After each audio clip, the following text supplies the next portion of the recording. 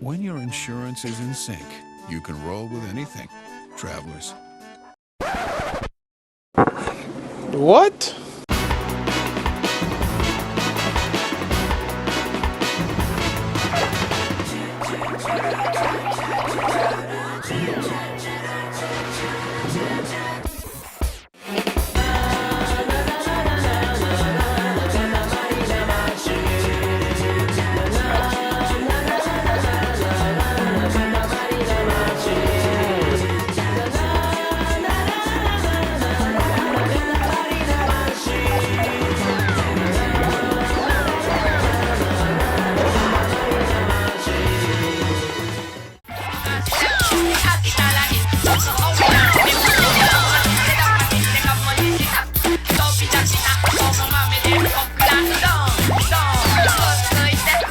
Okay, you've had the shaft. Now let's get to the balls.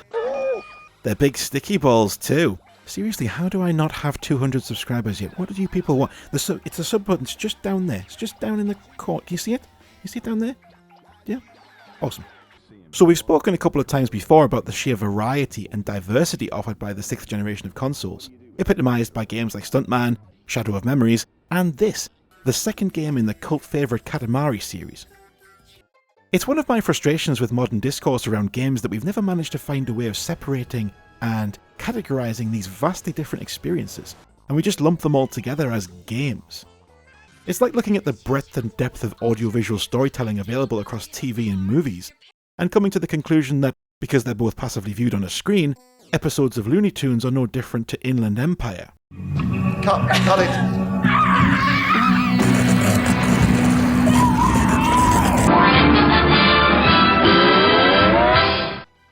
Similarly, Metal Gear Solid 2 and We Love Katamari exist on the same console, but they are not the same. There you go, there's your deep and mind-blowing insight for this episode anyway. Did you get that? Katamari is not Metal Gear. Do you want to write that down? Write that down! Write that down! I suppose in one way it is like Metal Gear, in that they're both fucking batshit insane. And in this sequel specifically, there's a good deal of meta-narrative playfulness happening. First things first though, the idea of Katamari is that you're prince, you're a prince, I know that, and your dad obviously is the king. He's like a space king thing, and he wants you to make stars to put in the sky. I'm not sure what for, but you do it by mashing a load of random stuff together into a ball, and that's about it, right? Is that right? The one about the fucking hairdresser, the space hairdresser and the cowboy. The guy's, he's got a tinfoil pal and a pedal bin. His father's a robot and he's fucking fucked his sister. Lego. They're all made of fucking Lego. Star Wars. That's the one. You know what? You don't need to know the ins and outs of the whys and wherefores. The point is that you roll up your little ball of stuff, sticking to everything smaller than it, which grows the ball, and means you can roll up bigger things, which makes the ball bigger. And so on and so forth until it gets really quite impressive. The irresistible cartoony Japanese charm belies quite a challenging puzzle game, requiring learning the layout and the contents of each stage in detail so you can achieve the required size within what are pretty tough time limits.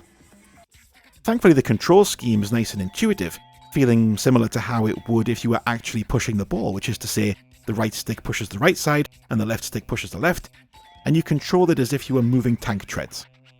It takes a little getting used to, but once you do, it's really satisfying, and every stage holds multiple cute and amusing surprises and secrets, meaning you want to keep going, to keep trying and reaching those larger and larger sizes, so you can get into the next area or scoop up the next size of item, all the way up to buildings if you're good enough.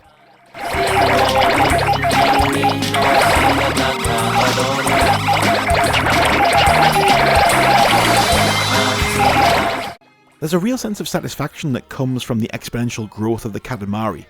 Being able to get bigger and roll up all those obstacles that blocked your path or bashed you about at the start of the stage is extremely cathartic.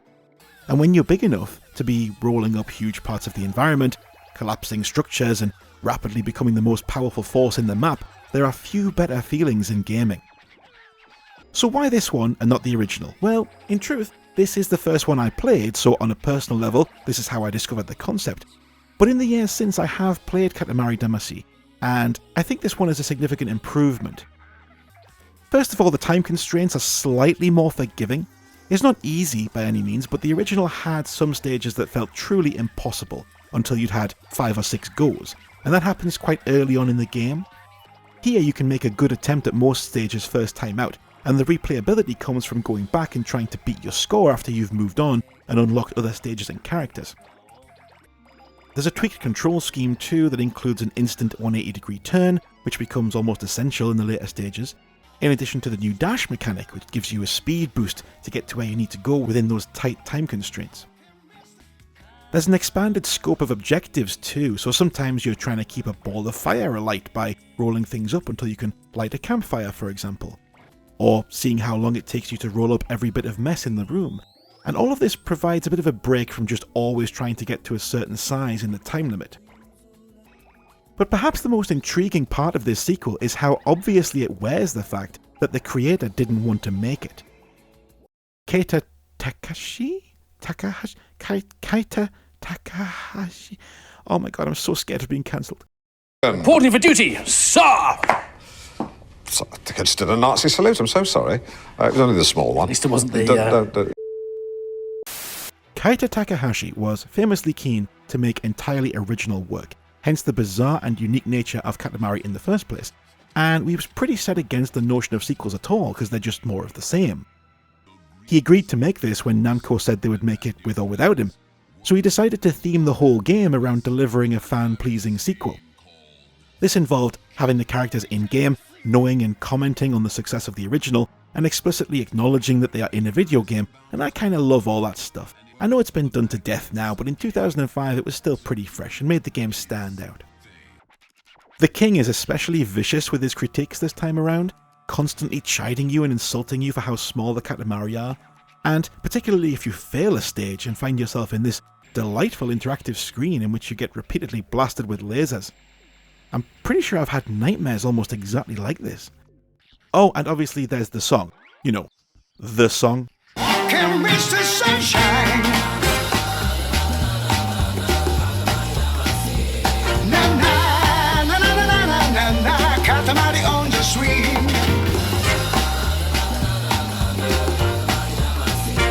Na na na na na na na. Katamari on the swing. This is the best Katamari game.